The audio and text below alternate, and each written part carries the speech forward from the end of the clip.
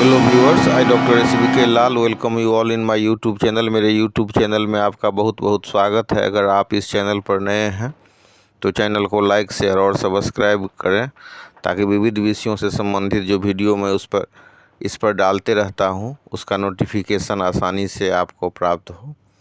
आज हम आपके लिए लेकर के आए हैं पाकिस्तान में जो लोकतंत्र है, न्यायपालिका और जो पूर्व प्रधानमंत्री की स्थिति बनी हुई है, साथ ही जो आर्थिक राजनीतिक जो समस्या है उस पर भी चर्चा करेंगे। तो मेन जो आज हमारा ये वीडियो बनाने का मकसद है कि कैसे किसी लोकतांत्रिक देश में जो जुडिशियरी की भूमिका महत्वपूर्ण हो जाती है और लोकतंत्र में कैसे जो भीड़ तंत्र हावी होता है तो क्या होता है, और जब जुडिशियरी की भूमिका होती है तो न्याय जब होता है तो न्याय को होता हुआ दिखना भी चाहिए। या मतलब जो आतंकवाद है, उग्रवाद है, मजहबवाद है, धार्मिक कट्टरता है, वो कैसे राष्ट्र को नुकसान पहुंचा सकता है। तो लोकतंत्र और जो जुडिशियरी है उसके समन्वय से कैसे काम हो सकता है। लेकिन पाकिस्तान में सिर्फ लोकतंत्र और जो न्यायपालिका है उसी की बात नहीं होती है। वहाँ पर जो एक एंगल सेना का भी है जिसका सामाजिक, आर्थिक हर एक क्षेत्र पर और उसका दखल रहता है और वो देश को चलाने में एक अहम भूमिका निभाती है।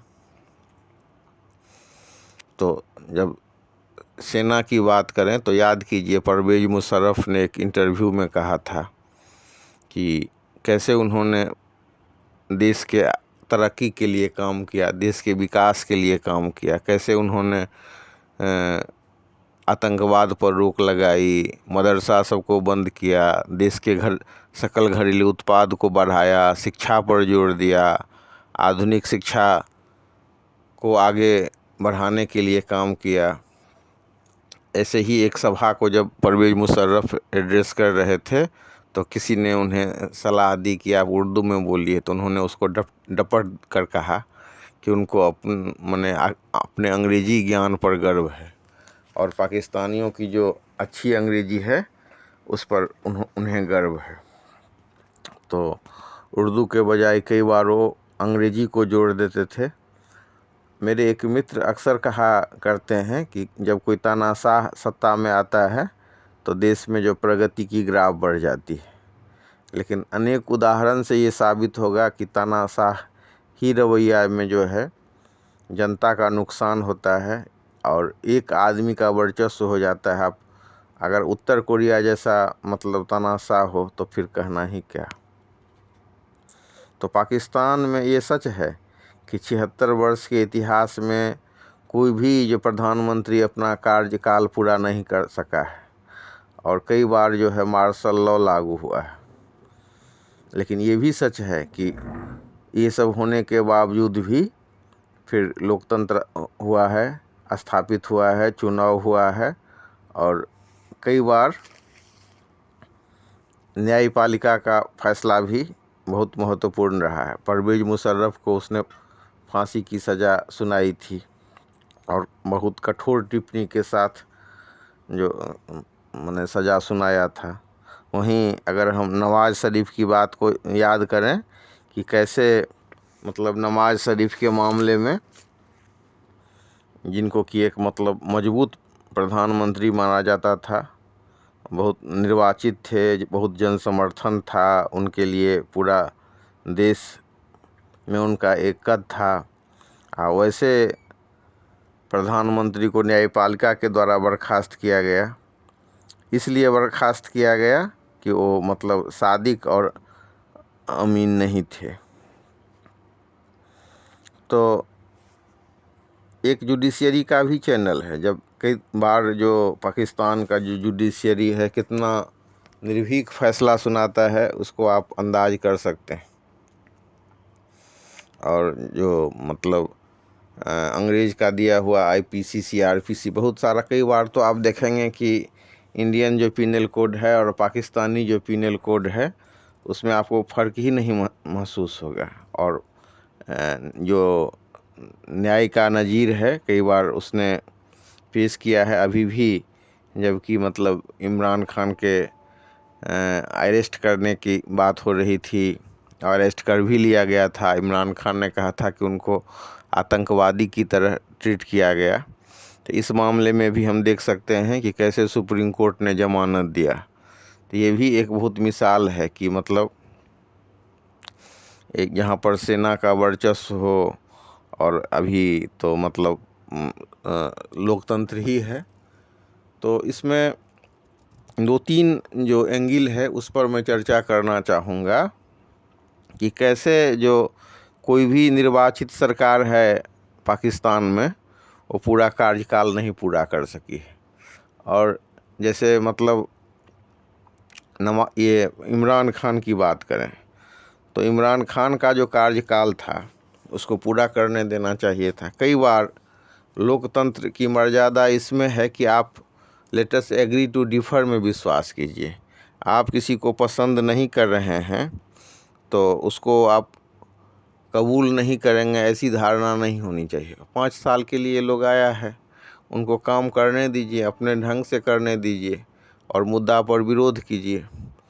तो दुर्भाग्यवश ऐसा नहीं हुआ। ये जो पाकिस्तानी पीपल्स पार्टी और जो ये नवाज शरीफ की पार्टी है ये मिल करके उसको सत्ता से बेदखल कर दिया।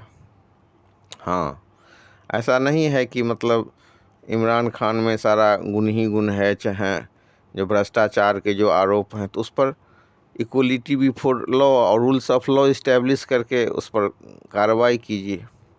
अब बार बार कहा जा रहा है कि अभी इमरान खान की लोकप्रियता शीर्ष पर है, अभी चुनाव हो जाए तो पूरा उम्मीद है कि वो आ जाएंगे सत्ता में।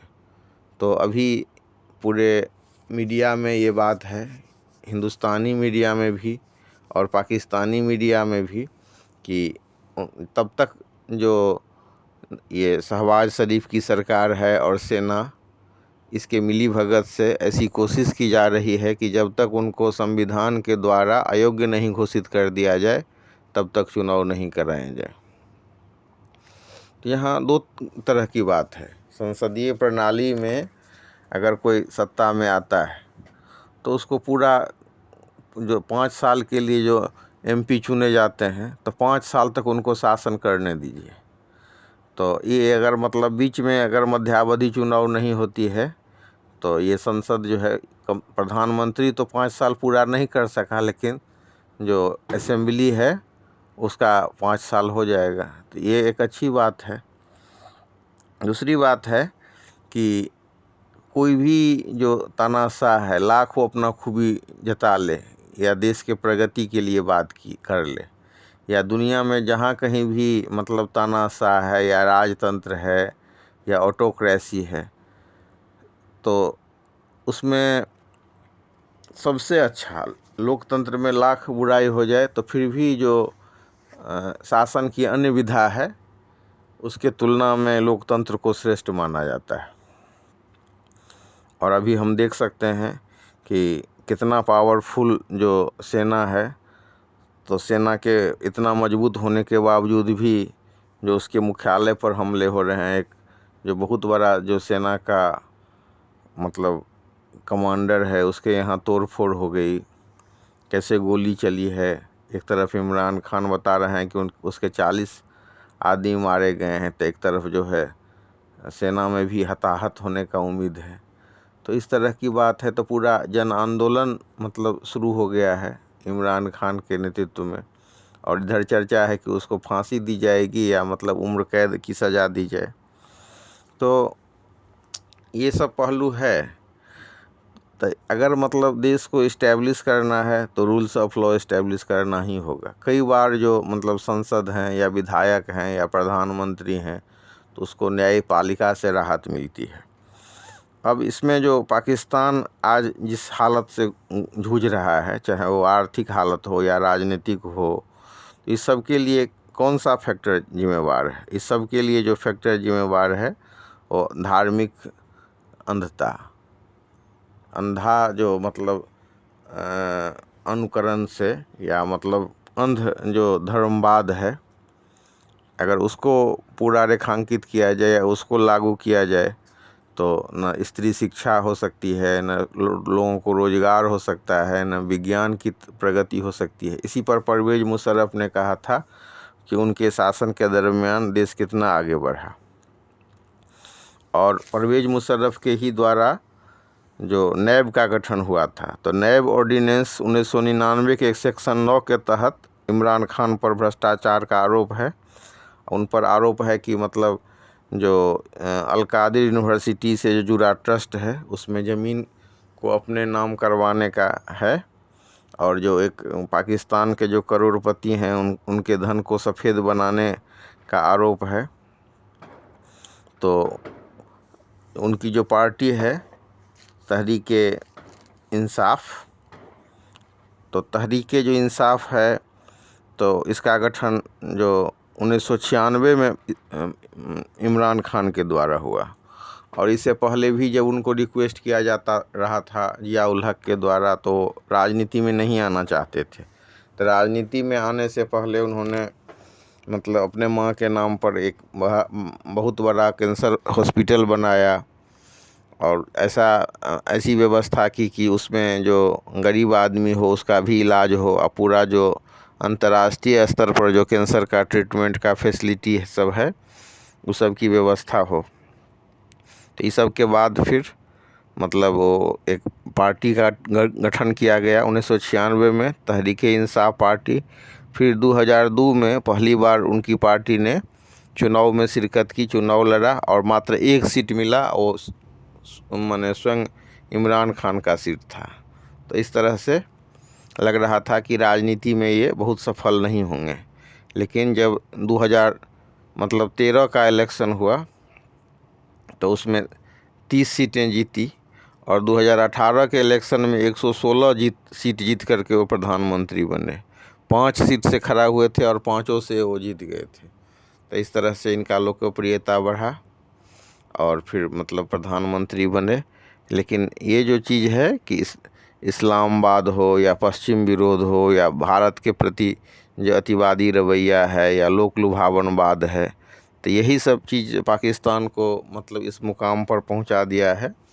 तो ये जो परिस्थितियां बन रही हैं, अगर हम इसको देखें तो हम देख सकते हैं कि अगर इस सब चीज़ को नहीं माने कंट्रोल किया गया तो फिर न भ्रष्टाचार से उबर सकते हैं,